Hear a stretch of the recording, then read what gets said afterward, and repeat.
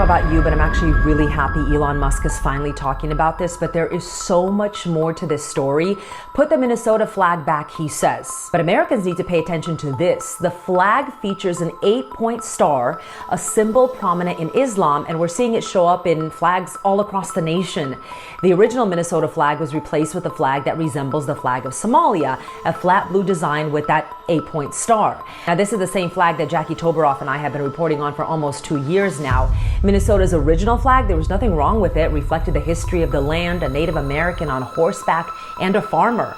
Now, this, of course, comes on the heels of Minnesota's massive fraud scandal, so now people are starting to pay attention to this flag, which is great.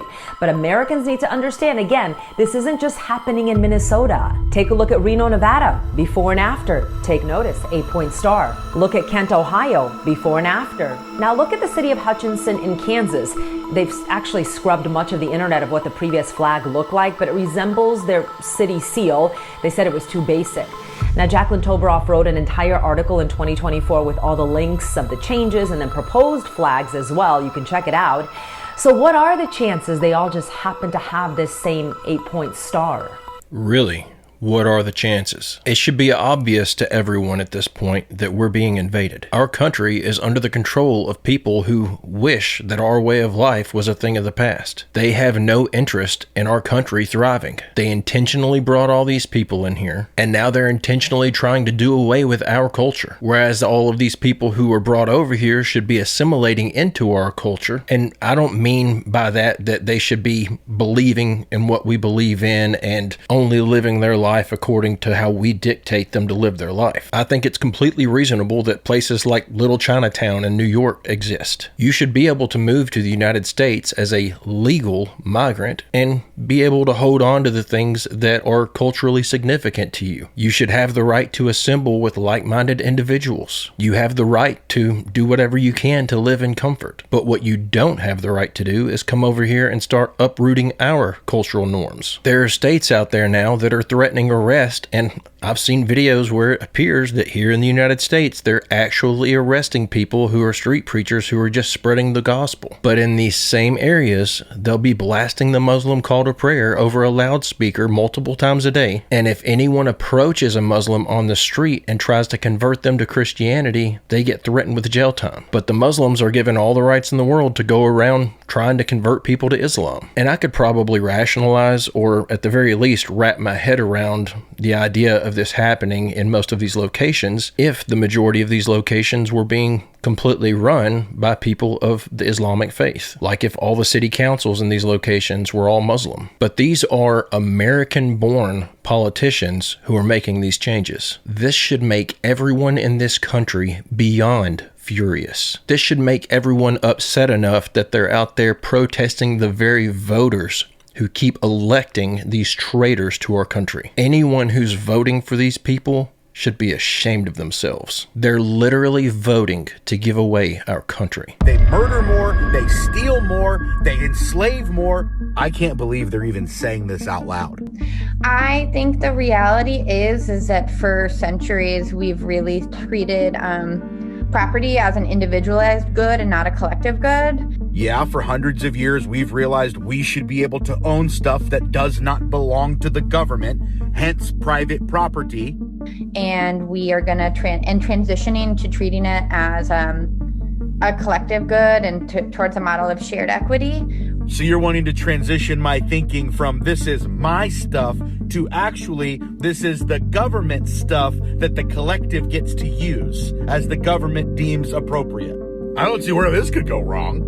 And it will mean that families, especially white families, are going to have a different relationship to property than the one that we currently have. Oh, and it's going to disproportionately affect white families from owning property?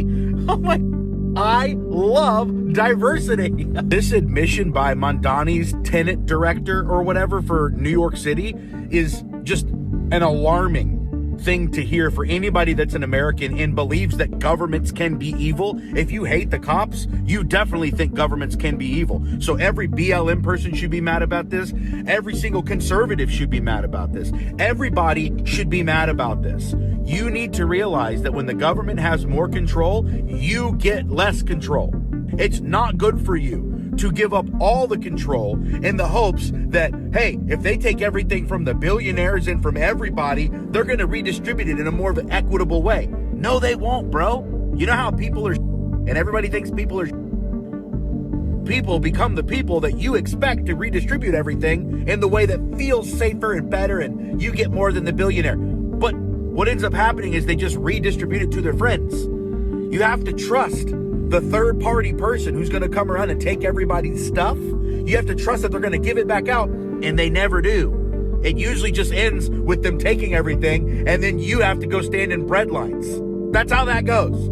This is communism. This is socialism. This is totalitarianism. This is tyranny. That's just everything that the Bill of Rights was created for, was to stop this type of ideology. Governments are significantly more evil than the worst enemy you can think of. They murder more, they steal more, they enslave more. You don't want them having control of who gets to own or use property.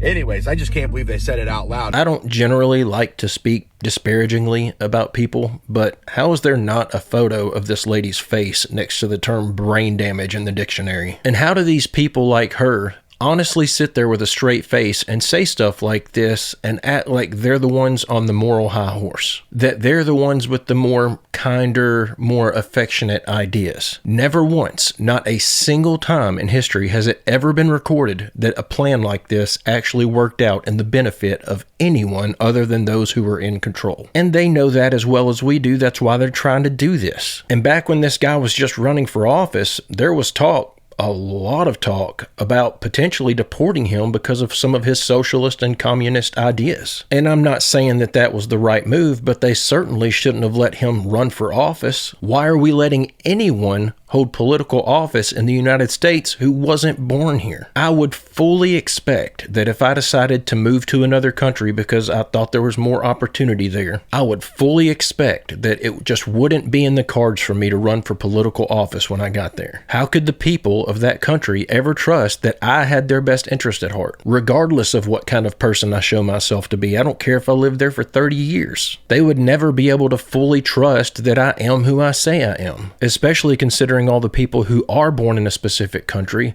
run for political office and hold political office in that country, and then show themselves to still not be working in the best interest of their people. This shouldn't even be a possibility. It's infuriating. I don't know what's going to happen in the near future. I don't know if we're going to be just completely running the dirt and it's game over. But in the off chance that we actually take back control of this country and we actually put people in office who are going to try to do what's best for the people, one of the first things we need to do is pass new laws stating that you have to be born here to hold any political office. I'm of the belief that you should be a natural born citizen to even work in a government facility, just simply for the fact that we don't want anyone selling information from our government facilities to another country. At the very least, you should denounce your citizenship of your previous country even to come over here and work at the DMV or to get a job at the post office. But letting someone come over here from another country who's openly and adamantly opposed to our way of life,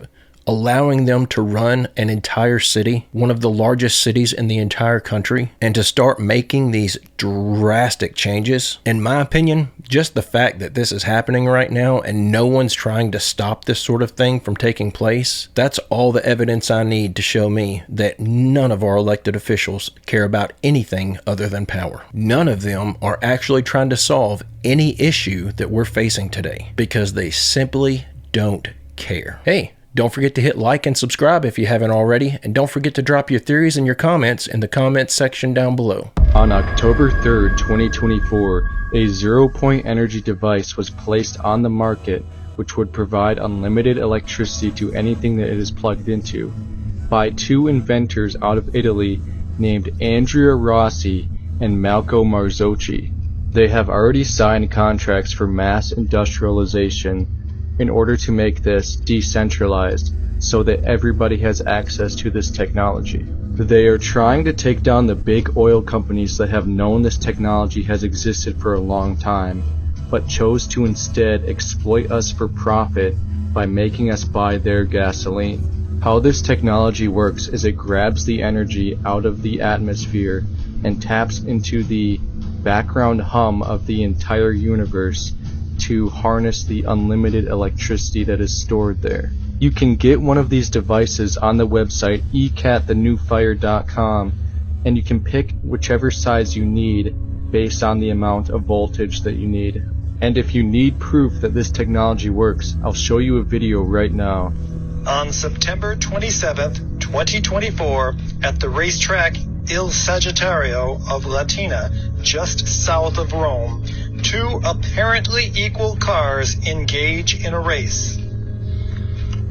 The two cars are both Renault Twizzys, Model 80, and the contest is which one can drive the longest distance. Some kind of one of the vehicle. cars is unmodified. The other has an ECAT NGU generator on board. The cars are weighed, and then the charge of their battery is measured. The first one, without the ECAT, has a weight of 513 kilograms, and its battery has a charge of 98%. The second one, powered by the ECAT, has a weight of 611 kilograms and a battery charge of 62%.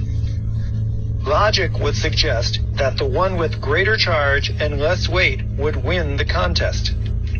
But note, the Twizy with more weight and less charge is powered by the ECAT, a new energy source that without connection to any other energy source exploits the zero-point energy field, granting enormous energy savings. Remember how much battery you had At at the start. 10:40, the race begins.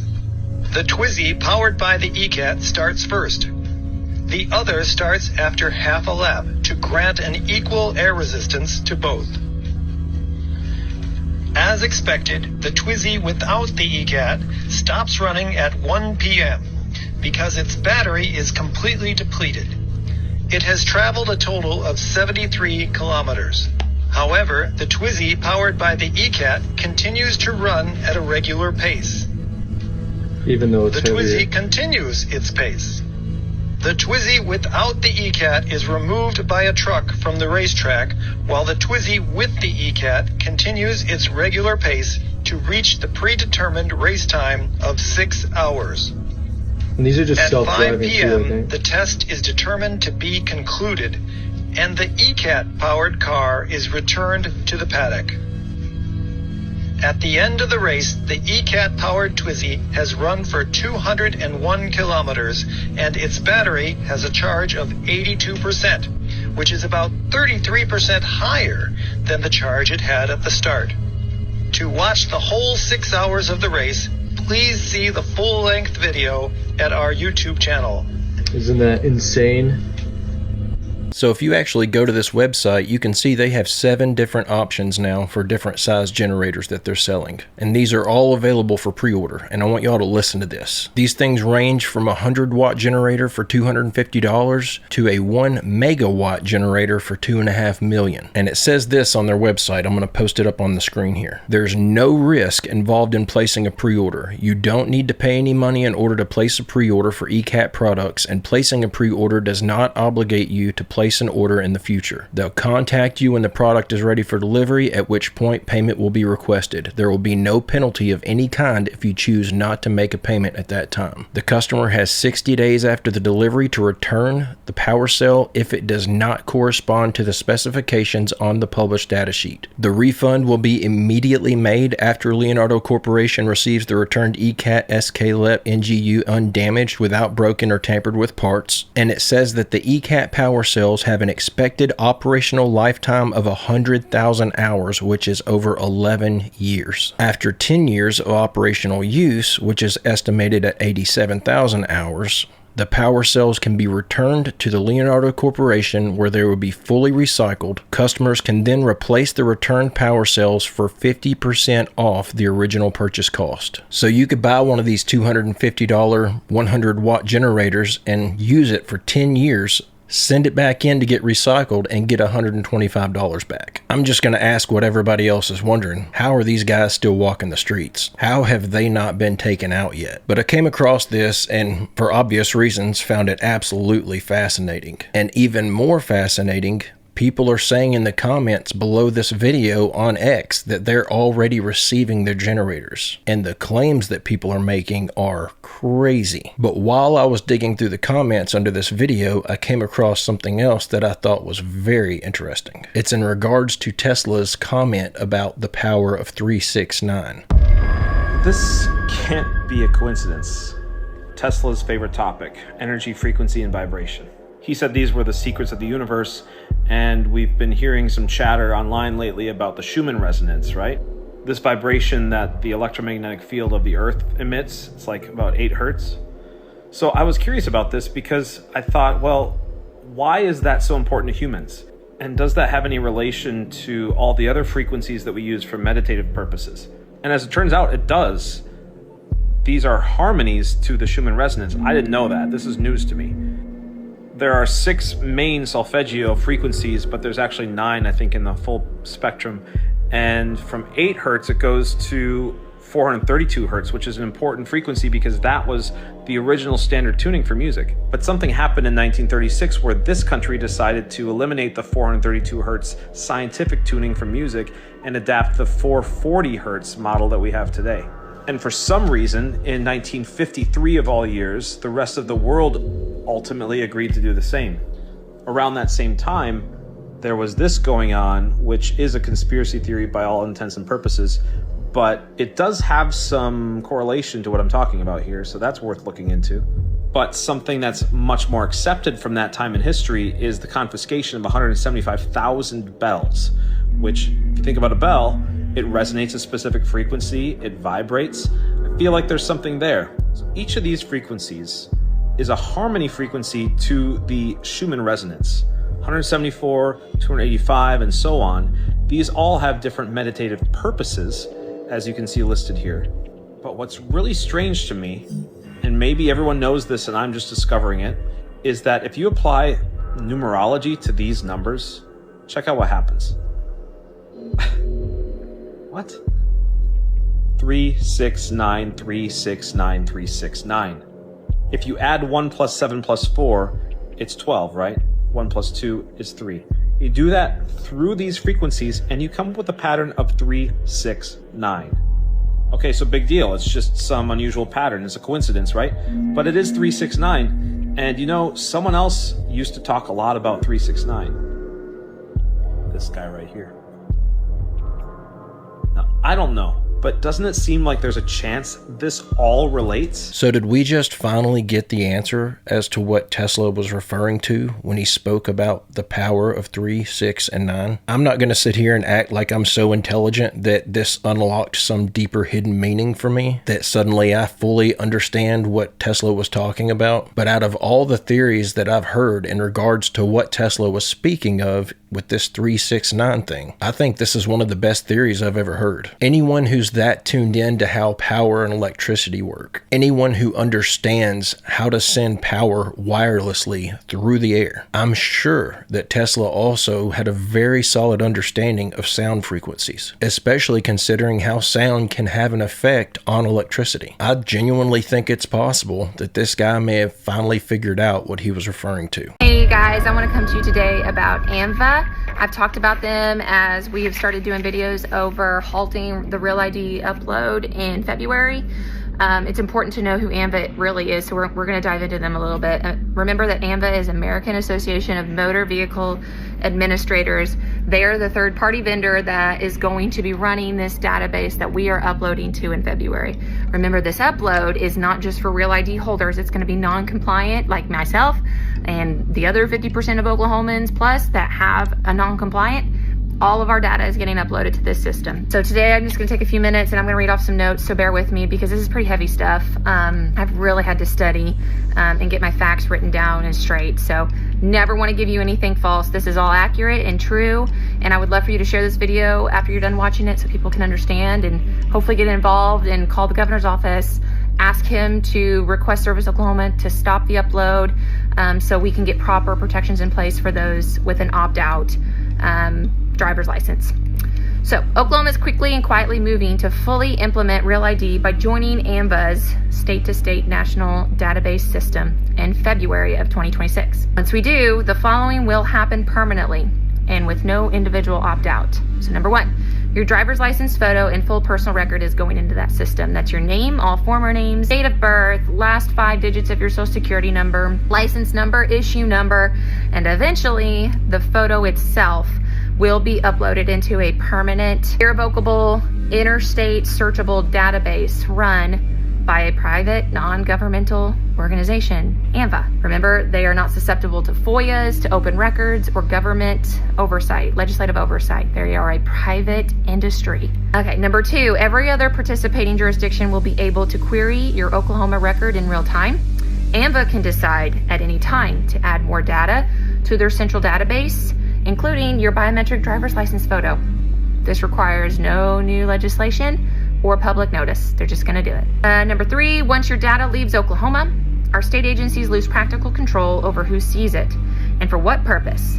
And future permissible uses can be expanded by ANVA committees without a vote in the Oklahoma Capitol. So they have committees that'll make decisions for us, not the elected officials of each state. I've asked Service Oklahoma, do we have a representative? And so far they have not given me a name. They just kind of ignore that question. So would love for them to answer that if they see this video. But right now we don't know who it is if we even have one. And then number 4, the system is already being prepared for facial recognition matching and mobile driver's license integration. That means your Oklahoma driver's license photo can be run against every other state's biometric photo database and eventually private sector verifiers. They single click. We know that federal agencies like DHS, ICE, and FBI, they can already do this through states under laws like DPPA. But this state-to-state system risks making it easier via a private central hub. Don't like that. So again, those points I think are major points to consider. And just to reiterate, we must halt this by February 14th and get protections into place for those that never wanted to be a part of this, that found Real ID to be unconstitutional, and give them a true opt-out going forward. Right now we don't have it. Please let me disclaimer, I am not trying to defeat Real ID or abolish it. That ship has sailed. Congress is the only ones that could do that now. Yeah, and so I'm not trying to fight Real ID. If you want your data uploaded and you love your Real ID, great, keep it. Be a part of the system. Not trying to infringe on those rights at all. I'm really just trying to give rights to the other half of the Oklahomans that have kept a non-compliant for a reason, which is to protect their data, and they currently don't have any protections and they think they do. That's it. So I'll leave you with this. Eventually, as ANVA informs us, there will be no need for a card at all. Our body will be our ID. And this is straight from the source of ANVA. I'm quoting them here from their website. There is a real possibility that biometric data may one day replace existing identification data for drivers in ANVA's driving systems, end quote. And that will be Oklahoma if we do not stop this upload and protect those that don't want to be a part of this. So please, I can't say this enough. This is a hard fight in such a short time, but it's so important for all of those out there that have no clue that their data has not been protected all this time, that they are not siloed out. They are just part of the Real ID mess and going to be part of it in February. So please share this. If you have questions, send them to your state legislators, but tell all of them, say, we do not want this until we get proper legislation in place to protect us from this upload. So please halt the upload until we can get proper protections in place. So my big takeaway from what she's saying here is, regardless of how you feel about the Real ID, whether you get one or not intentionally, before long, we're all going to have it. It's looking to me like whether you decide to sign up willingly for the Real ID or whether you fight tooth and nail to just maintain a regular basic driver's license, before long, they're just going to send you your Real ID in the mail and tell you, welcome aboard. You're now a part of the system. But this lady telling everybody to call their governor and fight back by making a phone call, how do people not understand that that's not going to do anything? Once they actually have the full digital ID in place, which it looks like we're right on the verge of right now, does anyone really think that any of these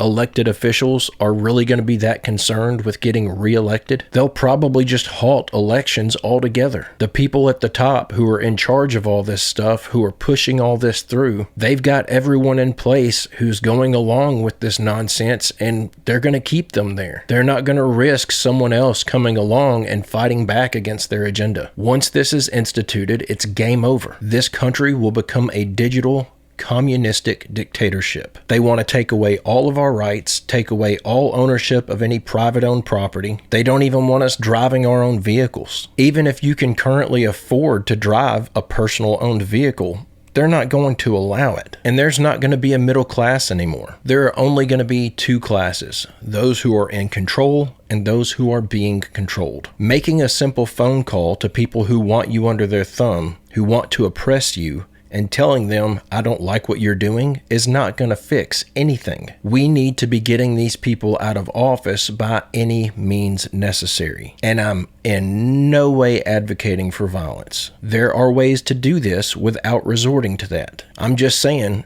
you could have a peaceful protest of 100,000 people showing up at the doorstep of the governor, and he's going to change his mind. He values his life the same way we value ours. Just the sheer possibility that things could go south whenever there's 100,000 people standing outside your front door will make people think twice about their actions. They're making these leaps toward authoritarianism because no one's pushing back against it. We all sit around and talk about how upset we are with what they're doing, but no one's actually doing anything to oppose it. We just really need to start taking some action. A lot can be done with a simple, peaceful protest. There is power in numbers. They're just banking on none of us assembling because we don't get along. But everyone knows that's just because of what they've done to society. We have got to snap out of all of these divisive ideologies that they've put us under a spell with. Just finding a simple, single commonality will solve all of this. Just everyone rising up because we all have the same goal. We want to live,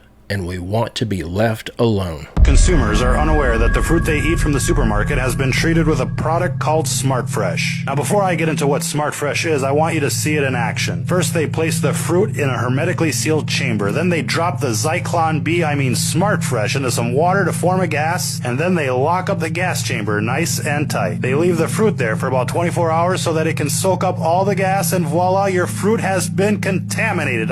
Smart Fresh. Now, let's look at an apple that's been treated with Smart Fresh and compare it to an apple that hasn't been treated with Smart Fresh. This time-lapse video shows the changes over 3 months.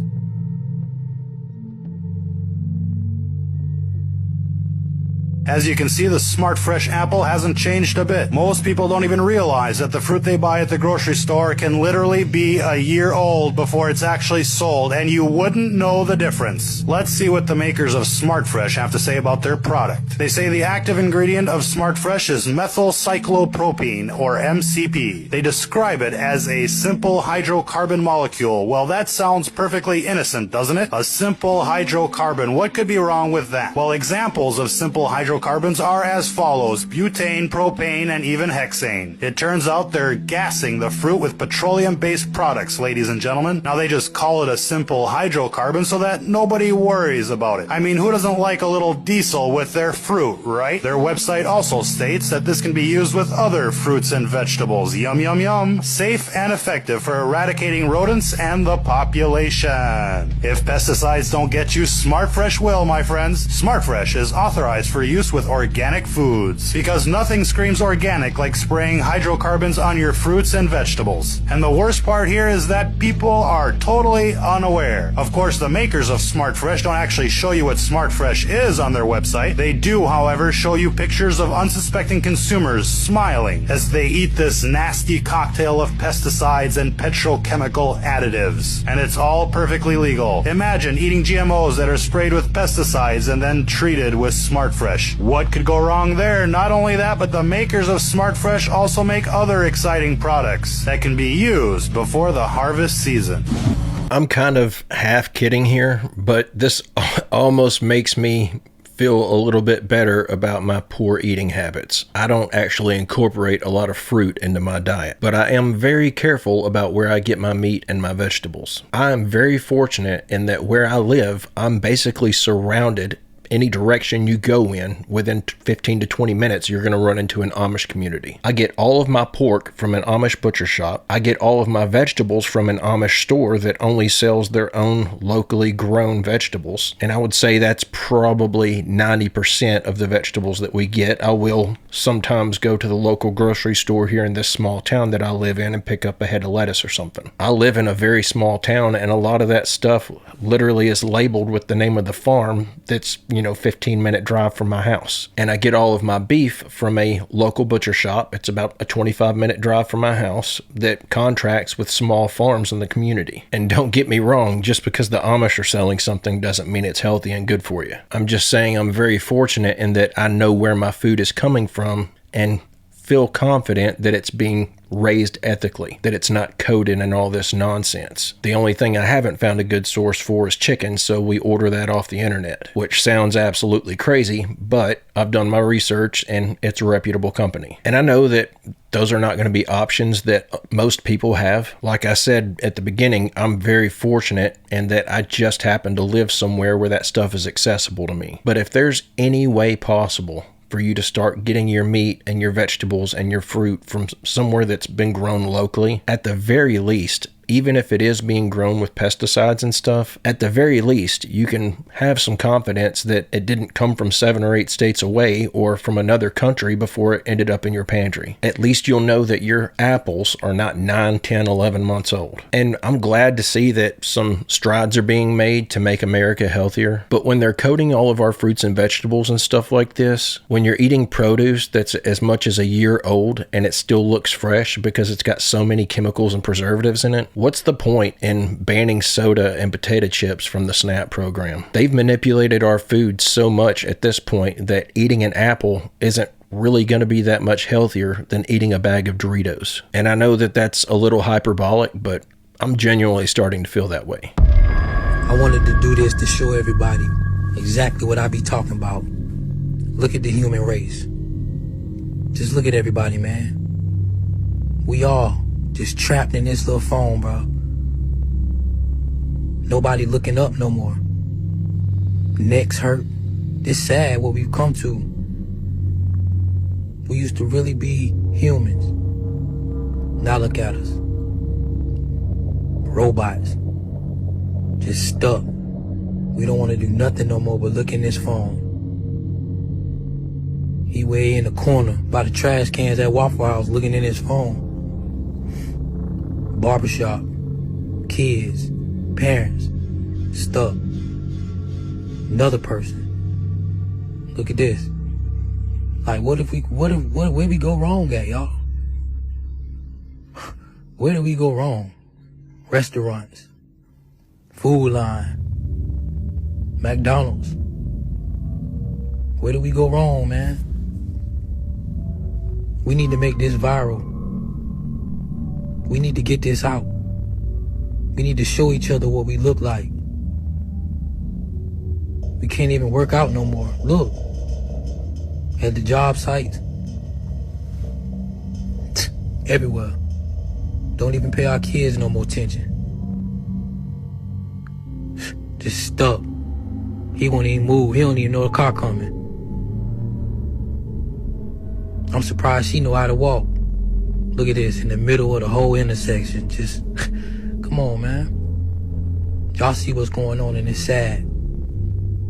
Send this to somebody and tell them to pick their head up. We've lost ourselves and it's sad. Last night, my wife and I took our children to go eat at the Hibachi Grill to eat sushi. While we were there, something occurred to me. We used to be one of those families that would go in and sit down and pull out our phones and start checking our social media while we were waiting on our food to be brought to the table or while we're waiting on the waiter to come over and take our food order. About 2 years ago, I noticed that that's what everyone does when they go into a restaurant. And one day, I just happened to look over at the table beside us and I saw a family that was equally the size of ours, a couple who had like 4 or 5 kids. I've got 4 myself. And I saw that the dad was on his phone, the mom was on her phone, the youngest child that they had with them was on an iPad, and all of their older kids who look like they're roughly between the ages of 10 and 17, every one of them was on a phone. And I don't know what it was that drew my attention to this, but something about it just didn't sit right with me. I looked over and I saw this, and I felt myself judging these parents. And then it occurred to me that I was holding my phone. My wife was looking at her phone. And all of my kids, because they didn't have phones at the time, because I don't agree with giving a phone to a child, they were all sitting there bored out of their mind. From that point on, we made it a point that when we go to a restaurant to have a meal together as a family, or even if it's just my wife and I going out to enjoy lunch together, the cell phones stay in the car or in your pocket. But going back to the specific situation that we experienced last night, it just suddenly occurred to me that the last year or so, and I can only attribute it to our lack of cell phone use, because I still see this being an issue all around me when we go out to eat. But some of these sit-down meals that I have with my wife and kids are some of the most enjoyable experiences that I have. And I'm not saying that our meal last night was bad. This isn't like the reason that this occurred to me last night. I had some soup, some salad, and 2 lobster rolls, and it was absolutely phenomenal. We have a really good sushi place. But it occurred to me last night that multiple times throughout the past 12 months or so, we've gone to a restaurant